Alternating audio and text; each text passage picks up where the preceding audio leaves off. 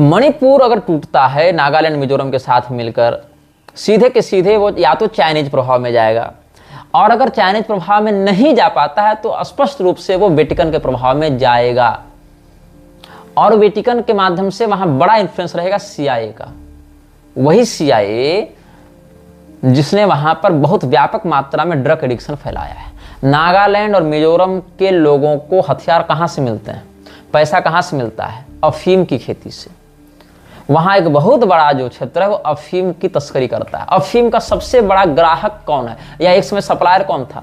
घोषित रूप से चीन से बड़ा अफीमची पूरी दुनिया में नहीं। अफीम उगाने में, खाने में, खिलाने में चीन का टक्कर कोई नहीं। अब चीन अपने यहां इस चीज को उगाता है और साथ साथ चाहता है कि ऐसे देशों में भी उगाया जाए जहां हम उपद्रव करेंगे। अब होता क्या है, इन क्षेत्रों की नेचुरल ब्यूटी इतनी अच्छी है कि ये पर्यटकों से भरे रहते हैं, कई बार स्टूडेंट्स से भरे रहते हैं, रिसर्चर्स से भरे रहते हैं। अब जो लड़का यहां से गया है पढ़ाई करने के लिए, आपने क्या किया, सुप्रीम कोर्ट ने क्या किया, संसद ने क्या किया, व्यभिचार की धारा हटा दी। कोई भी नर किसी भी मादा से रमण कर सकता है यदि कंसेंट हो, सीधी बात है। अब वहां पर जाकर ये गर्लफ्रेंड बॉयफ्रेंड बनाएंगे, रमण करेंगे, ड्रग एडिक्ट बनेंगे। तो ड्रग कैसे दिया जाएगा? कोई ड्रग की कीमत है मान लो मार्केट में 1000 रुपया, उसको ये पहले फ्री सैंपलिंग में देते हैं। जो मिशनरियां हैं वो क्या करते हैं, फ्री सैंपलिंग में देती हैं। फ्री सैंपलिंग में देती हैं 1 महीना, 2 महीना, 3 महीना। अब बच्चे को लग गई है ड्रग की आदत। ड्रग की आदत जब उसको लग चुकी है तो उसका दाम बढ़ा देंगे 50 रुपया, 100 रुपया, मामूली दाम। 50 रुपया, 100 रुपया में वो ड्रग खरीदने लगा। अब वो जो है ये नहीं कर सकता कि हमको फ्री में दो। 2 महीना के लिए सप्लाई खत्म अचानक से। अब 6 महीना वो ड्रग ले चुका है, पैसा दे चुका है। यही हाल पंजाब मॉडल में भी आप देखें, पंजाब के 40% पगड़ीधारी अब क्रिश्चियंस बन चुके हैं। वो पगड़ीधारी जो है ना, वो गुरु के सिख नहीं रहे, अब वो पप्पा जी जो पोप हैं उनके अनुयायी बन चुके हैं, लगभग 40%। बाकी 60% में भी SGPC के नियंत्रण वाले हैं, जो हिंदुओं से बहुत घृणा करते हैं और हिंदू देवी देवताओं को भर भर टोकरी गाली देते हैं। अभी खालिस्तान ने एक बयान जारी किया है कि अगर भारत पाकिस्तान युद्ध होता है तो खालिस्तान सेपरेट पंजाब की मांग करेगा, या बेटर देन दैट वो मांग करेगा कि हमारा पूरा पंजाब पाकिस्तान में मिलाया जाए। और ये वो करेंगे, इंडियन आर्मी को कोऑपरेट नहीं करेंगे खालिस्तान वाले। Punjab is going to become second Bengal in terms of terrorism and genocide. तो ड्रग की सप्लाई आपने रोक दी 2 महीना के लिए, अब वो बच्चा तड़पेगा, अब उसको चाहिए ड्रग किसी भी कीमत पर। अब जब बात आती है किसी भी कीमत पर, तो आप लिमिटेड सप्लाई ऑफ ड्रग्स को रिलीज करते हैं मार्केट में, दाम रख देते हैं 2000, 3000। अगले के पास हैसियत नहीं, अगला क्या करेगा?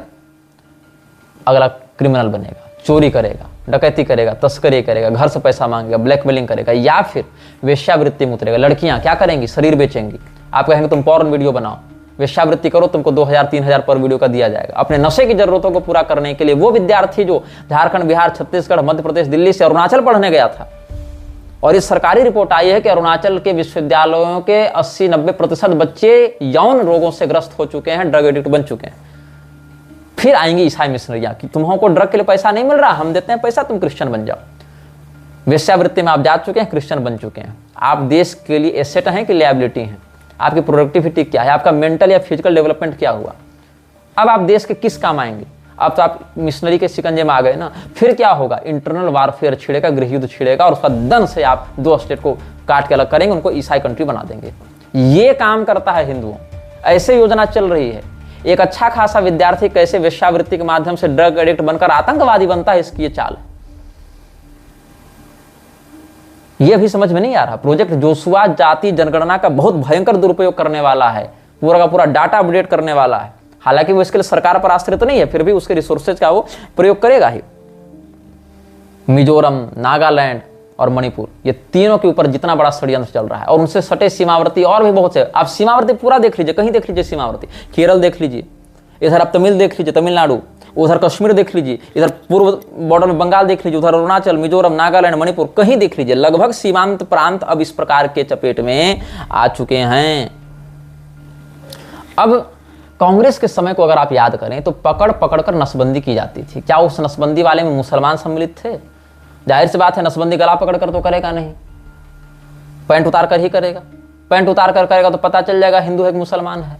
मुसलमानों को अगर पकड़ पकड़ के आप नसबंदी करेंगे तो ऐसा भयंकर विस्फोट होगा, ऐसा गृहयुद्ध छिड़ेगा जिसकी आप कल्पना नहीं कर सकते। इसीलिए जनरली जो नसबंदी अभियान चलाया गया इंदिरा के टाइम में या राजीव गांधी के टाइम में, उसमें मुसलमानों की संख्या बहुत कम थी, अधिकांश हिंदू थे, 90% हिंदू ही इसके शिकार हुए। उस समय क्या कहा गया? जनसंख्या नियंत्रण आवश्यक है। आज क्या कहा जा रहा है? जिसकी जितनी संख्या भारी उसकी उतनी हिस्सेदारी।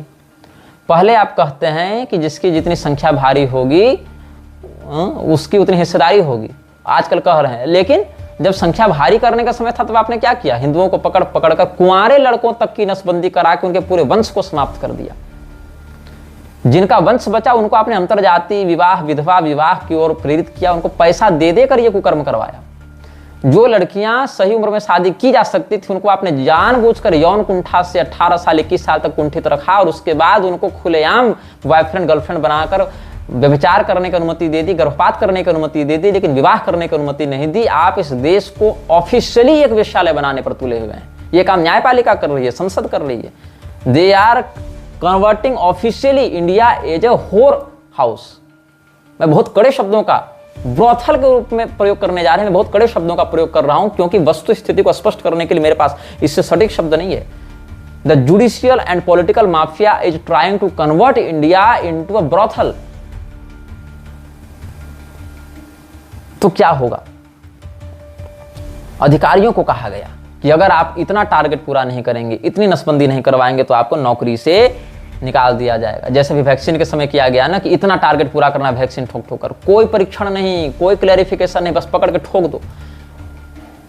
जानबूझकर सरकार की खुलेआम गुंडागर्दी तुम लोगों ने वैक्सीन के मामले में देखी है, उसका दुष्परिणाम देखा है, फिर भी तुम्हारी आंखें नहीं खुलती। भाई किस मिट्टी के बने हो तुम लोग?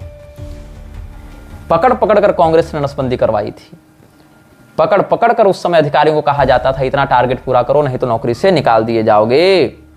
और पकड़ पकड़ कर जब हिंदुओं की जनसंख्या को कम कर दिया गया, विशेष करके ब्राह्मण क्षत्रिय इत्यादि के साथ ऐसा किया गया, आज कहा जा रहा है जिसकी जितनी संख्या भारी उसकी उतनी हिस्सेदारी।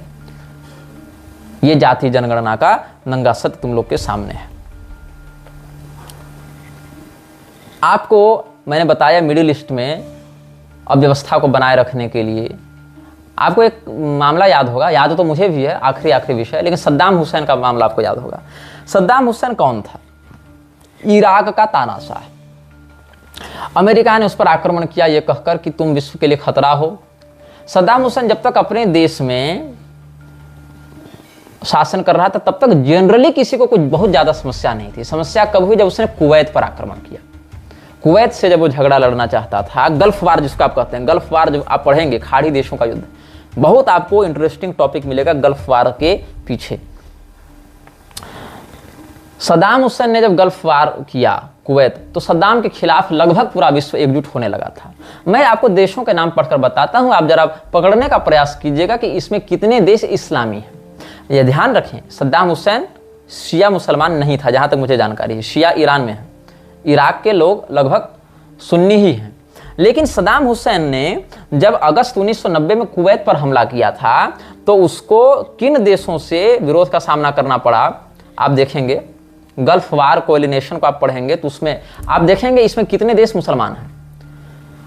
Argentina, Australia, Bahrain, Bangladesh, Belgium, Canada, Czechoslovakia, Denmark, Egypt, France, Germany, Greece, Honduras, Hungary, Italy, Kuwait, Morocco, Netherlands, New Zealand, Niger, Norway, Oman, Pakistan, Philippines, Poland, Portugal, Qatar, Romania, Saudi Arabia, Senegal, Sierra Leone, Singapore, South Korea, Spain, Sweden, Syria, Turkey, United Arab Emirates, United Kingdom and last but not the least United States the all father.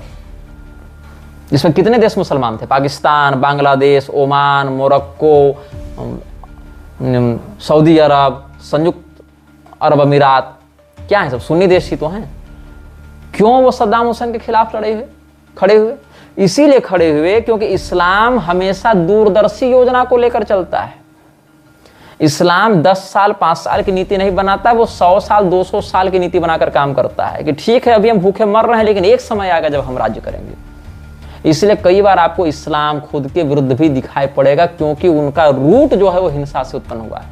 जितनी अधिक वो हिंसा करेंगे, म्लेच्छराज उतना अधिक प्रकल्प होगा, प्रभावी होगा, उतना अधिक वो उनको अपने नेमतों से नवाजेगा। इसीलिए ये सब लड़े। क्या एक मुसलमान का दूसरे मुसलमान के खिलाफ लड़ना सुन्नत है, जायज है?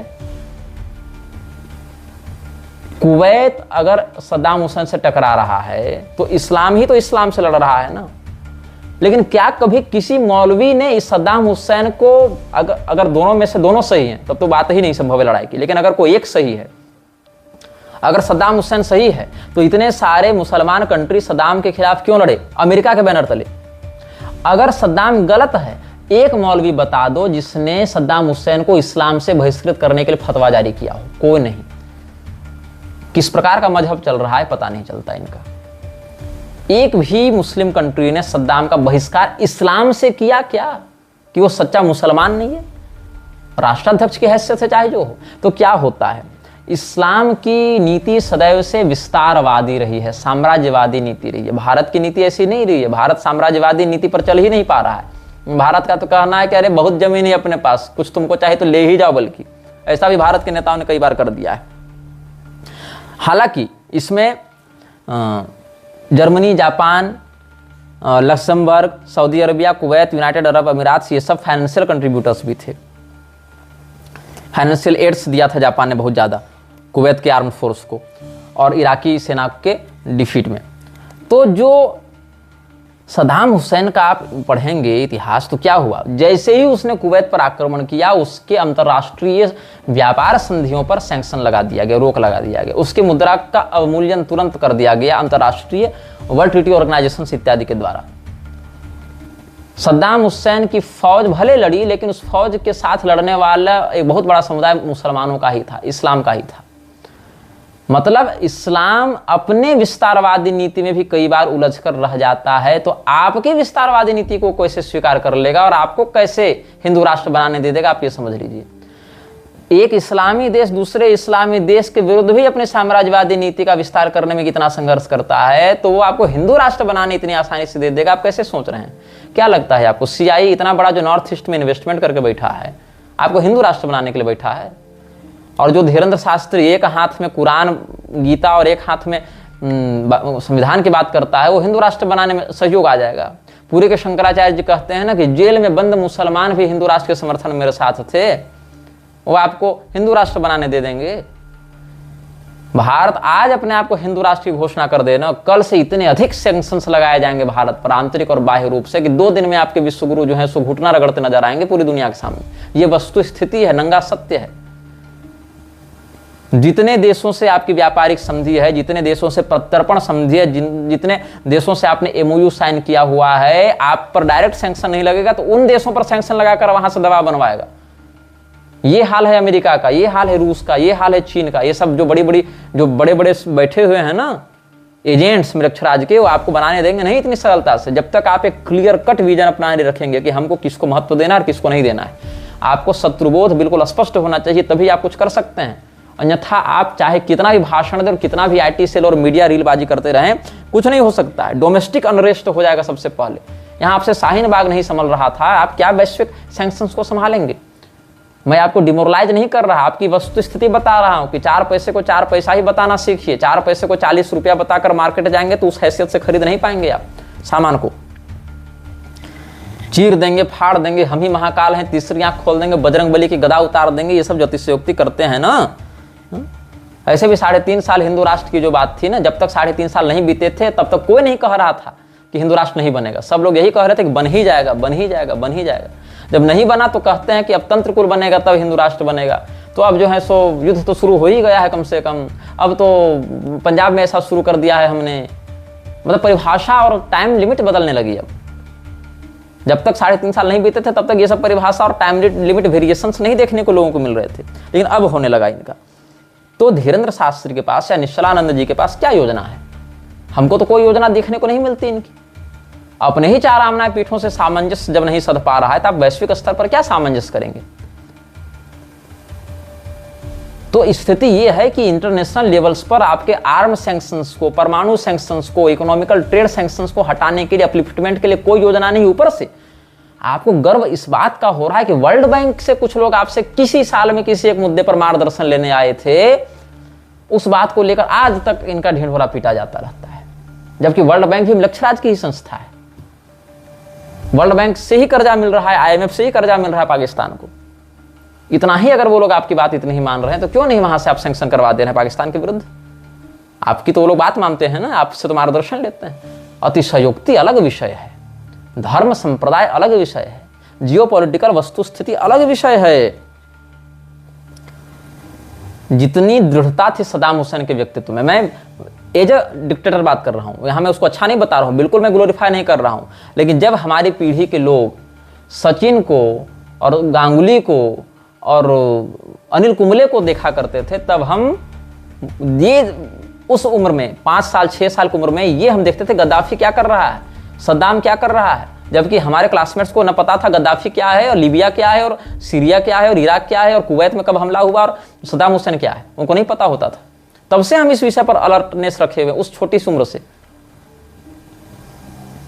तो सद्दाम हुसैन क्रूर शासक था, कोई संदेह नहीं, म्लेच्छ तंत्र का एक वो भी प्यादा था, कोई संदेह नहीं, लेकिन मोदी की अपेक्षा वो अधिक मजबूत और निर्णायक व्यक्तित्व का धनी था। उसकी तानाशाही, उसका जो तेवर था वो मोदी से बहुत गुना था। वो तो कुछ कर ही नहीं पाया इंटरनेशनल सेक्शंस के आगे, आप कर देंगे?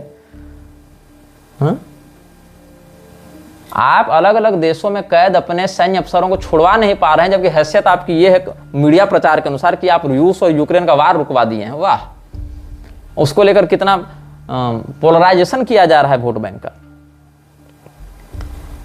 तो जितने भी देश इस प्रकार से, अच्छा अभी जो एड दी जाती है इंटरनेशनल ऑर्गेनाइजेशंस के द्वारा, जो एड आते हैं AID, वो एडवर्टाइजमेंट वाला एड नहीं, एड मतलब वो सहयोग वाला, सहयोग राशि जो मिलती है वो बंद हो जाए।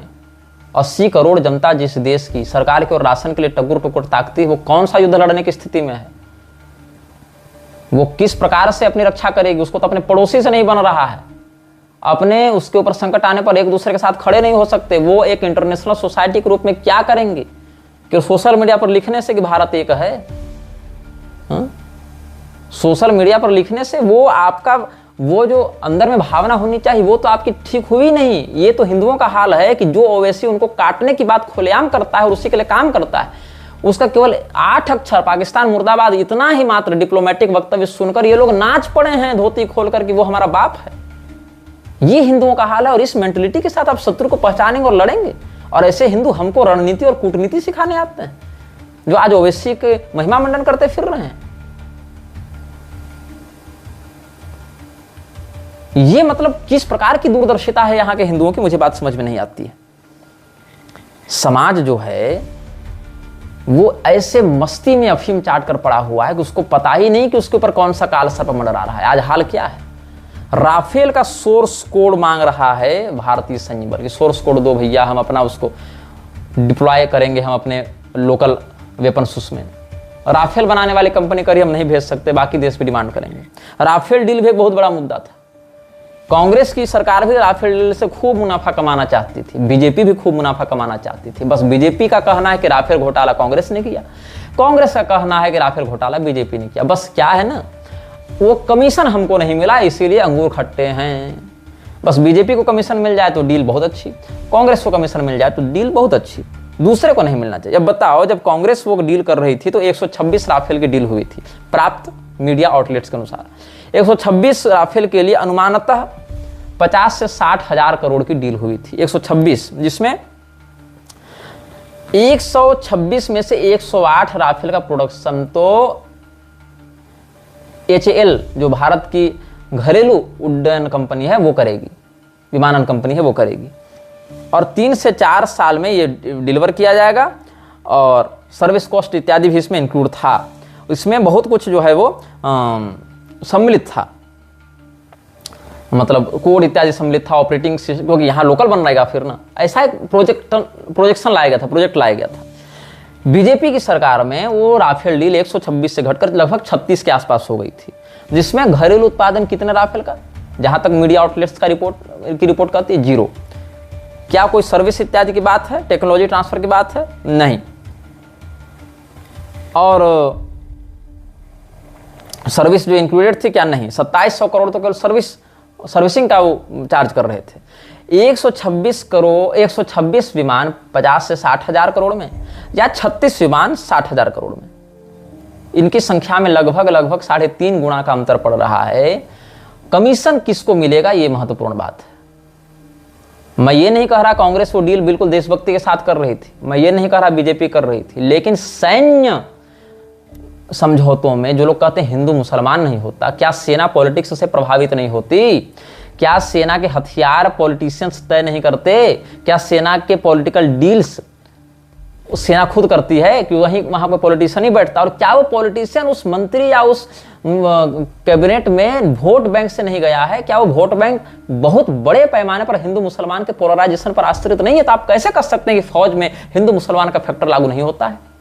फौज का हथियार जो नेता पास कर रहा है, फौज का फंड जो नेता पास कर रहा है, फौज का रक्षा मंत्री तक जो चुनाव लड़के बना है, वो भी हिंदू मुसलमान वोट पोलराइजेशन से बना है। और आप कहते हैं फौज पर हिंदू मुसलमान लागू नहीं होता।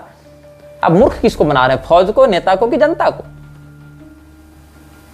आप कहते हैं कि समाज जो है वो जाति से टूट रहा है, जाति अगर हटा दी जाए तो समाज नहीं टूटेगा। हे भले मानसों, जाति जो है वो समाज को तोड़ती नहीं, जोड़ती है। इसको तुम तब समझोगे जब तुम यह जानोगे कैसे जाति के कारण समाज एकजुट होता है अंदरूनी रूप से। और रही बात एक दूसरे से लड़ने की, तो एक दूसरे से लड़ना सनातन धर्म के अंतर्गत नहीं आता, वो तुम्हारा निजी द्वेष है। क्या एक दूसरे से परिवार नहीं लड़ रहा? क्या पारिवारिक स्तर पर झगड़े नहीं हो रहे हैं? यदि तुम ये कहते हो कि जाति पूछ कर नहीं मारी, धर्म पूछ कर मारा, इसलिए तुमको अपने धर्म को बचाना चाहिए, तो धर्म पूछ कर मारने के तो इक्का दुक्का मामले हैं, जाति पूछ कर मारने के तो हजारों हजार केस हैं। बिहार, यूपी पूरा देख लो, साउथ में देख लो। तो वहां क्यों नहीं कहते हो कि जाति के कारण तुम मारे गए इसलिए जाति को बचाओ? कहना चाहिए ना। जाति विहीन धर्म टिकता ही नहीं है। जाति विहीन धर्म अस्तित्व विहीन होने लग जाता है। इंडिविजुअल धर्म किसी का नहीं चल सकता है। सनातन धर्म का जो पुनर्जन्म सिद्धांत है वही जाति व्यवस्था के मूलभूत शास्त्रीय आधार का केंद्र है। उसको हटा देंगे तो आप 1 से 2 पीढ़ी जाते जाते कन्वर्ट हो जाएंगे, आपको कोई नहीं बचा सकता। केवल रिलीजन फॉर्म में हिंदू रखने से, नाम लिखने से हिंदू नहीं बनेंगे।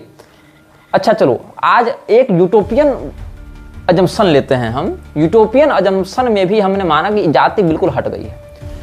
कौन पहल करेगा? ब्राह्मणों के पास तो जाति प्रमाण पत्र नहीं है, क्षत्रियों के पास भी नहीं, जनरल अनरिजर्व्ड कैटेगरी के पास नहीं है। जाहिर सी बात है जिनके पास जाति प्रमाण पत्र है वो अपनी जाति छोड़ेंगे। तो क्या उनको तुम जाति छोड़ने के लिए कहते हो? जब भी जाति पाति छोड़ने की बात आती है तो उसमें ब्राह्मण क्षत्रिय ही आगे क्यों होते हैं? ब्राह्मण क्षत्रियों के गुरु और नेता ही आगे क्यों होते हैं? अन्य जातियों के नेता खड़े होकर क्यों नहीं कहते कि हम अपनी जाति पहचान को छोड़ते हैं, जाति प्रमाण पत्र जलाते हैं, आज से हम जाति पाति नहीं मानेंगे? क्यों? आप अपनी जाति पकड़े या छोड़ें, अगला तो पकड़ेगा ही पकड़ेगा, वो तो छोड़ेगा नहीं।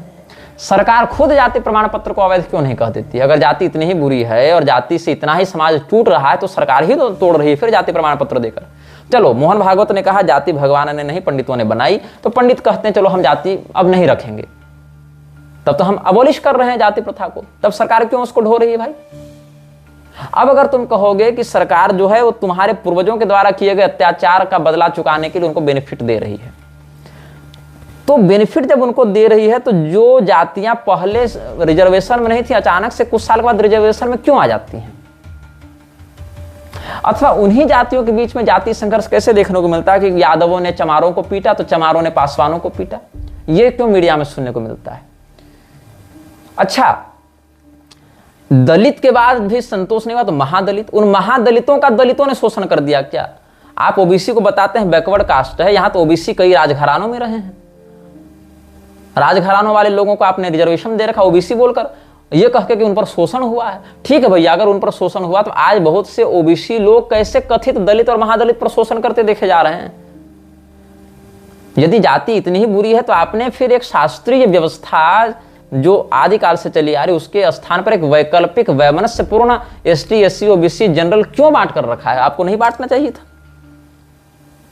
अच्छा चलो, वो भी हट गया। एक और भी अपग्रेडेड यूटोपियन अजम्पशन में हम जाते हैं, कहते हैं कि हमने पूर्णतया जाति को हटा दिया, तब क्या होगा?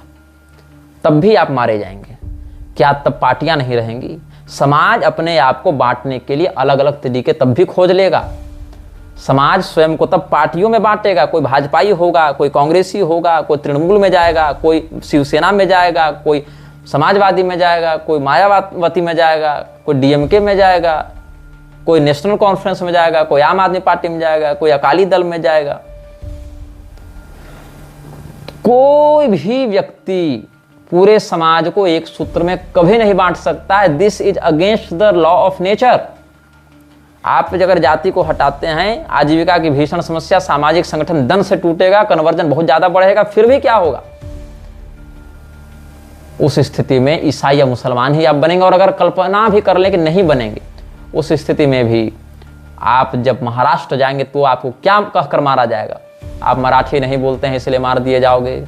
आप इधर कन्नड़ नहीं बोलते तो आप मार दिए जाओगे। उधर आप तमिल नहीं बोलते या तमिल पुराना की संस्कृत पुराना, इस पर आप जो है सो लड़ते फिरेंगे।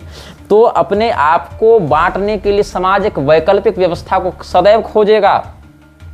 जाति व्यवस्था हटा देने से वैमनस्य समाप्त हो जाएगा क्या? एक व्यक्ति जो पासवान जाति का है वो आईएएस बनता है, दूसरा व्यक्ति पासवान जाति का है वो डॉक्टर बनता है, तीसरा व्यक्ति पासवान जाति का है वो टीचर बनता है, चौथा व्यक्ति पासवान जाति का है वो रिक्शा चलाता है। अब बताइए चारों व्यक्ति एकजुट हैं कि नहीं है? अगर ये चारों अलग अलग जाति के होते तो समझ में आता कि जाति प्रथा के कारण समाज टूट रहा है, एकजुट नहीं है। चारों व्यक्ति क्या यहां पर एक ही समुदाय के होकर एकजुट हैं? क्या वो आईएएस, क्या वो डॉक्टर, क्या वो टीचर और क्या वो रिक्शा वाला, सभी एक ही जाति के होने के बाद भी क्या आपस में रोटी बेटी का व्यवहार करेंगे? छोड़िए, एक ही ऑफिस में काम करने वाला वो आईएएस और उसका प्यून एक ही जाति का होने पर भी आईएएस की बेटी से शादी करेगा? नारायण।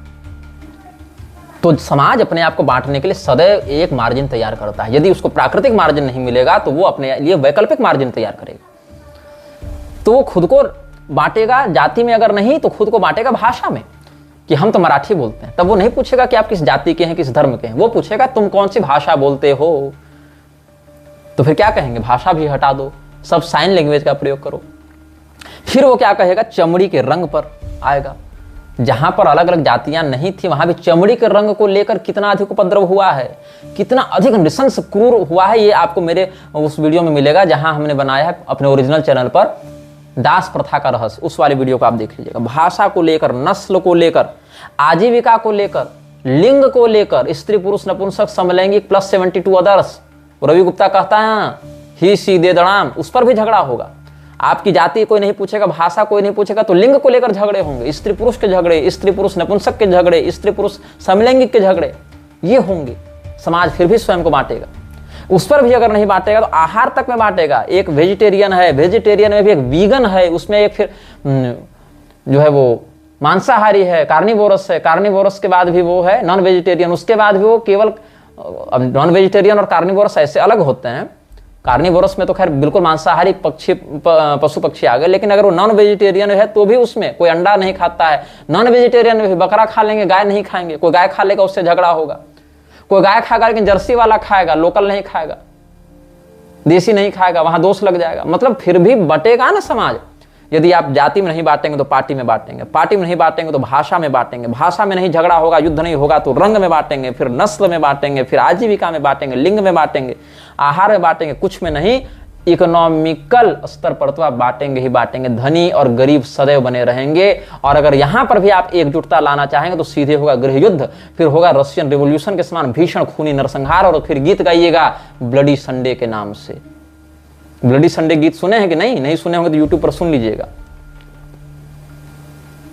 तो समाज सदैव स्वयं को बांटता है, समाज एकजुट हो नहीं सकता। समाज की एकजुटता हृदय से होती है। समोहम सर्वभूतेषु न मे द्वेष्योऽस्ति न प्रियः, इस भाव से समाज एकजुट होता है। और यह समाज पहले एकजुट था महाराज मनु के समय। यह समाज एकजुट था जब भगवान श्री रामचंद्र जी का राज्य था, युधिष्ठिर जी का राज्य था, विक्रमादित्य जी का राज्य था, हरिश्चंद्र जी का राज्य था। ये सभी भगवान मनु के अनुसरण करता थे। अच्छा, नई नई जातियां भी सुनने को मिलने लगती हैं, नए नए सरनेम से नई नई जातियां बन जाती हैं।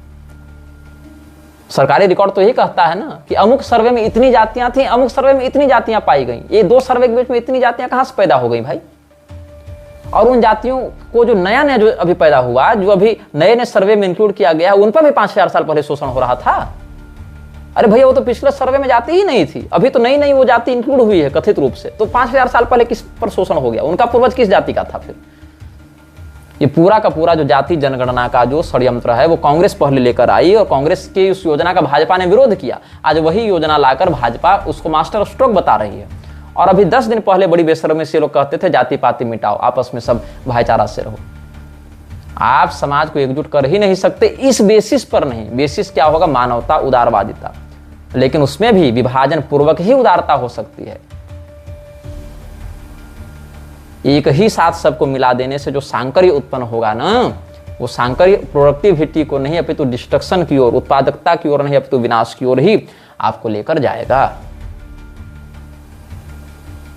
रणवीर सेना क्यों बनी थी? जातीय नरसंहार के कारण ही बनी थी। एक खास जाति का होने के कारण लोगों को मारा गया था और वो उच्च स्तरीय कथित जाति के ही लोग थे। गांधी की हत्या के बाद जातीय नस्लीय नरसंहार ही हुआ था।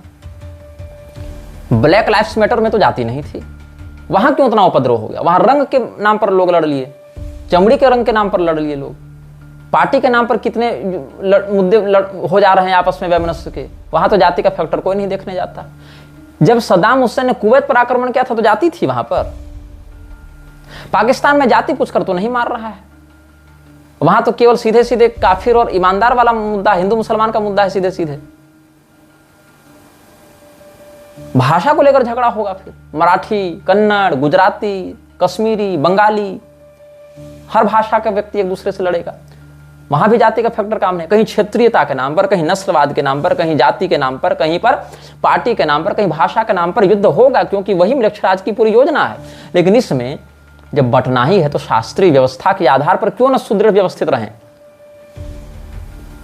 जो हमारे पूर्वजन्म को निर्धारित करता है, हमारे पुनर्जन्म को परिभाषित करता है, उस शास्त्रीय सती मूले तद्विपा को जात्यायुर्भोगा उत्साद्यन्ते जाति धर्मा कुल धर्माश्च शाश्वता। शाश्वत जाति व्यवस्था की शास्त्रीय प्रणाली को विशुद्ध रूप से पूरे औदार्य के साथ, कर्तव्य बोध के साथ निभाने की अपेक्षा हम उसको हटा दें और काल्पनिक युद्ध को बुला लें, भाषा के नाम पर, पार्टी के नाम पर, नस्ल के नाम पर, लिंग के नाम पर, क्षेत्रीयता के नाम पर, तो इससे देश विकसित हो जाएगा। इससे बहुत बढ़िया विकास हो जाएगा। इससे बहुत एकजुटता आ जाएगी समाज में। इन सब बातों पर गौर करो। आगे के अनुभागों में हम आपको और भी अच्छे तरीके से बताने का प्रयास करेंगे वर्तमान परिस्थितियों के बारे में। This video may get deleted soon. Please download using third-party apps. You may also re-upload this video on your channels. Thank you.